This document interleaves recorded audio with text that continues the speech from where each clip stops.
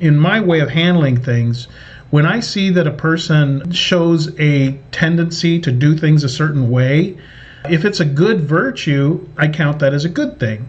If it's that they're lying, I just don't trust that person anymore. And I can't build a relationship with somebody I don't trust. So that's pretty much the end of it, and then, move on. What I wanted to talk about today is 3 key things that you need to keep in mind when it comes to who you're going to trust. So I know some of you guys have maybe already been in a relationship with a Filipina. Some of you have only met one online, and some of you met a Filipina and you're living with her, currently. But whatever your situation is, what I've been thinking about is that trust really is the key. And I know that we as men, we get so focused on trying to find and secure the prettiest girl we can find, even the sweetest girl we can find, and we don't necessarily think properly when it comes to the real key thing, which is if you're looking for a long-term relationship, you have to have trust. There's just no way around it. It's just not going to last. In fact, the whole jealousy issue that some guys go through, where the Filipina is just constantly jealous and constantly, asking him, well, who's that? And who did you talk to? And where were you today? And all that. That really just falls under the category of mistrust. She already is at the position that she doesn't trust you.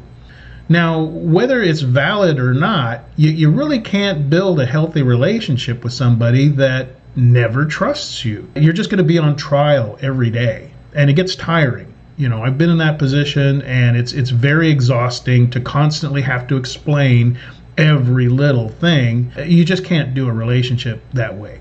It's not enough that you're willing to trust them. You could very easily trust somebody who doesn't deserve your trust. They're not trustworthy. So it's not just an issue of, are you willing to trust them? It's, you need to be with a person that is trustworthy. Time and consistency. And by consistency, I mean consistency of behavior.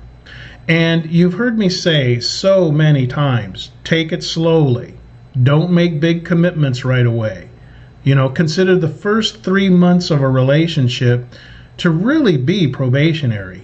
The first 3 months. Because anybody can pretend and put up a facade for 3 months. What I have found in the last, since 2012, being in the Philippines, is that 9 times out of 10, and you have a first impression, and you're thinking, oh, they're this way. They're sweet, they're kind, they're whatever. After 3 months, if they're still that way, then you've probably met a person who really is the way you figured them to be.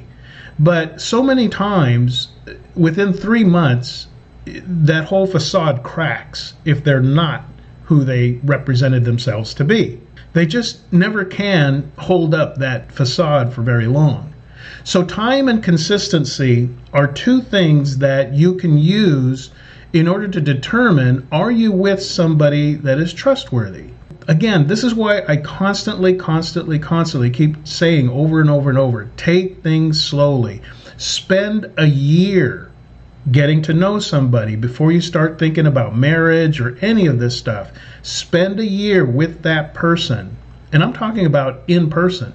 Because again, as I've said so many times, when you're only dealing with somebody online, you have no clue what they're up to when they're offline.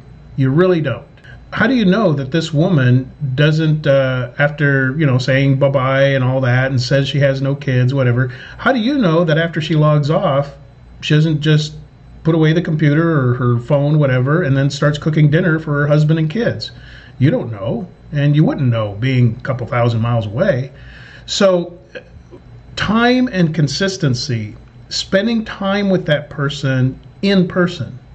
Now, there's a lot of things you can pick up online. You can pick up a general sense of demeanor and whatever, but especially when you're dealing with a scam artist or a person who's just dishonest, they're like on stage when they start logging in and they're going to meet you online, it's like they put on that persona.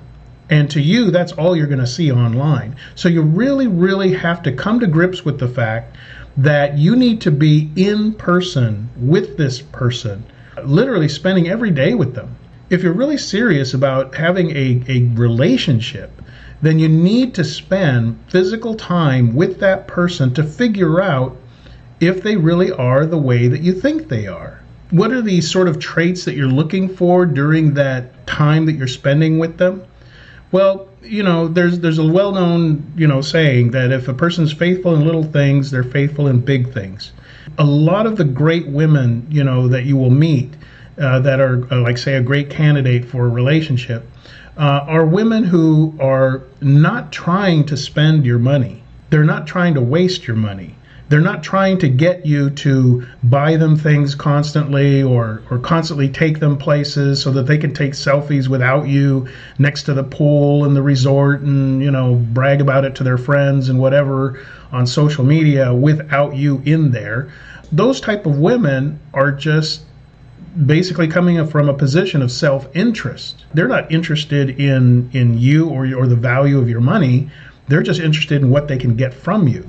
So when you do meet a Filipina who is, like a little price conscious, who feels a little bit like, say you take her to a nice restaurant and she's asking you, are you sure this is okay? We can eat somewhere else. We can eat somewhere cheaper. If her sincere, consistent position is that she's as concerned for your money as you should be, then you're probably dealing with a pretty good person. But again, if you're with a Filipina who is just doing little things, like constantly ordering the most expensive thing on the menu, or constantly at the last minute bringing in her friend or two friends constantly. Now, it's different if, when you're first meeting and, she wants to introduce you to her aunt or her mom or whatever, that's no big deal. But if it's a consistent behavior over time, that's what you're more looking for. The other thing is maybe things that are on your bucket list that you don't want in a woman. For instance, one might be nagging. If you find that maybe she does something in a nagging way one time, well, then no big deal. It's probably just an aberration. She hardly ever does that. But if it's happening practically on a daily basis, don't think that if you commit to the relationship more, she's going to somehow drop that habit. If she's consistently showing that she's a bit of a nag, then that's not going to go away. So again, what you're looking for in any kind of virtue or vice during this time that you're establishing the relationship the first year or even the first 3 months is look for the consistency of good things or bad things that they keep on doing with consistency. And that will help you go a long way towards building this trust and assessing if they're even the type of person that you really want to make a long-term relationship with. Now, the third thing, aside from time and consistency, the third thing is discernment. Now, this is the weak link. This is truly the weak link when it comes to every expat I've ever met that has come to me either during or after the catastrophe he got into with a Filipina. Discernment is the weak link. Discernment, think of it kind of like street smarts, but it's not street smarts. It's a whole different thing. But we'll use street smarts as an example. You either learn street smarts or you haven't. And it's difficult. I mean, a person can convey, well, do this and don't do that. Watch out for this, watch out for that, and try to impart street smarts to a person. But when that person goes out into the real world, it's not a skill they really possess. And so it's not a skill that they can put into practice. Well, the same thing is true with discernment. If you lack discernment and the discipline to apply it, you're pretty much screwed.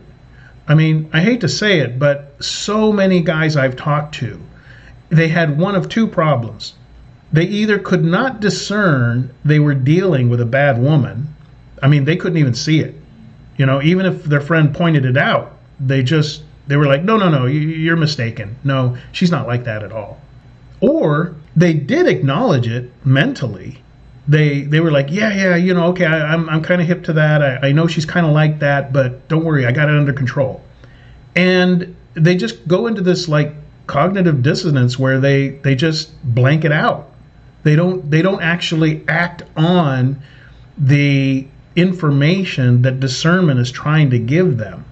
And I'm sure you guys have seen this plenty of times yourself. You got a buddy, he's dating some Filipina, some woman, whoever, and you can just tell she's bad news.